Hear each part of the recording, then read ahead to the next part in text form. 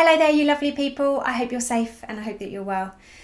In this week's video, I have 3 steps in the way that you can emotionally detach yourself from a relationship, from a romantic, loving relationship. So if you're somebody that's been in a relationship that's just really finding it hard to let go of that person, or if you're in a relationship where you can recognize that it's just not working, that they are just not making you happy, or you're not being in a position where you can make yourself happy, and then this is the way that you can really try and kind of dissociate yourself from them. You have to recognize though that when we have, and this might just be a sidestep, when a young person, an adult, might have poor mental health, one of those kind of negative effects of having poor mental health is this inability to recognize our own self-worth. Therefore, what happens is that we can sometimes find ourselves in toxic friendships, toxic relationships, unhealthy relationships, because we don't recognize that we are worthy of love, of respect, of kind of just being treated fairly. So when that poor mental health is there, that can make it really hard for you to recognize, hang on a minute, I deserve more than this.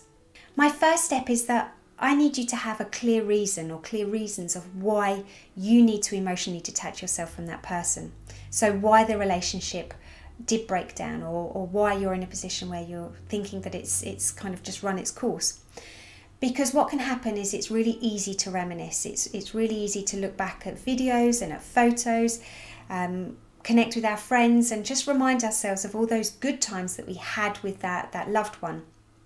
However, then what can happen is, because we're reminiscing about those good times, is that we just forget about the negative times, about maybe all those times that we felt disrespected or that we felt misunderstood or humiliated. So having that kind of really in your gut, that those clear reasons of why you're not together, can really help you recognize that actually this is why I'm doing it. My second step is that you need to remove any triggers. Now this is a hard one, but how can you ever move on if all you're looking at is maybe pictures around your room, or maybe wearing their hoodie, or still have their aftershave or perfume?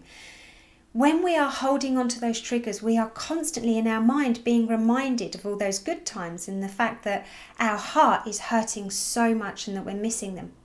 So what I recommend you doing is actually going around your room and maybe getting rid of all those triggers, or just at least putting them out of sight, out of mind.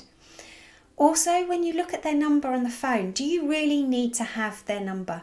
Do you really need to have pictures of them? Now, if you've got pictures of them, I'm not asking you to delete them, but what I am saying is to put them into a folder that isn't quite so accessible for you to look at. If you're following them on social media, just ask yourself, does it make you feel good when you're following them or when you see their picture? Possibly not. And imagine if you are following them on social media, what will it be like when one day they post a picture of themselves in another relationship? So what I'm asking you to do is to take control now, okay? And in order to do that means to maybe consider blocking their number or deleting their number. Maybe deleting them from your social media profiles. Maybe clearing your chat history. Because what will happen is when we're bored is that we've got more chance in maybe messaging them. We've maybe got more chance of looking through old photos, or even going through our previous chats where it was loving and romantic. So just remove those triggers if you can. I didn't mean to say remove those triggers if you can. I meant to say remove those triggers. Also, if you've got mutual friends, maybe what you do need to do is you need to sit down with them and let them know that actually I'm really trying to move forward in my life and that I would like you to help me. And in order to do that, I don't want to hear about that person. I don't want you to speak about that person. I don't want you to ask me questions about how I'm feeling about that person. Then, putting those boundaries in place will allow your friends to recognise that A, you're trying to move on, but B, they play a big part in that too. And also when it comes to those triggers, if you normally had a set routine or kind of certain things that you used to do with them, I don't know, make pancakes or watch this box set or watch this movie, whatever it is, if you used to have this routine with that particular person, then change it up. You don't need to do that same routine anymore. You can change things. You can play different music. You can have your own new routine in order for you to move forward. And my third step is about finding yourself. It's really important that you recognise that you are your own person. And I do not want that one person that you're in a relationship to stop you from living your life in the here and now. And I want you to find yourself.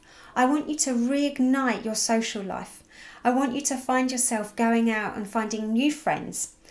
I don't want one person in your life who you have had a romantic relationship with to have that ability to almost ruin or at least have some control with the way that you assume all future relationships will be like, because they're not like that. And when you do find that one person, that soulmate, it will work, and you will recognize that actually having this brick wall will serve you no purpose. So it's about kind of allowing yourself that freedom to find who you are, maybe to go and get some new hobbies. And with that, it's just about you finding your true self, because it's about having to recognize that your confidence may have been knocked a little naturally, but actually it's about you working forward to find out who are you. And also, when you have been in a relationship with somebody, we change over time. So the person that you were before you went into that relationship, as well as coming out of that relationship, wouldn't be the same person anyway, because we are forever changing. So yeah. So there you have it, 3 steps enabling you to move forward. I'm not saying that they're easy. But I am saying that they are really, really powerful steps that will allow you to detach yourself from that relationship. Don't forget that actually at one point in that relationship, things were working, okay? So don't allow there to be hate and bitterness, because actually there will have been good times. But it's about you recognizing your self-worth, recognizing that actually you are worthy of a good, loving relationship. You really were. Anyway, stay awesome, take care, and I'll see you next week. Bye everybody.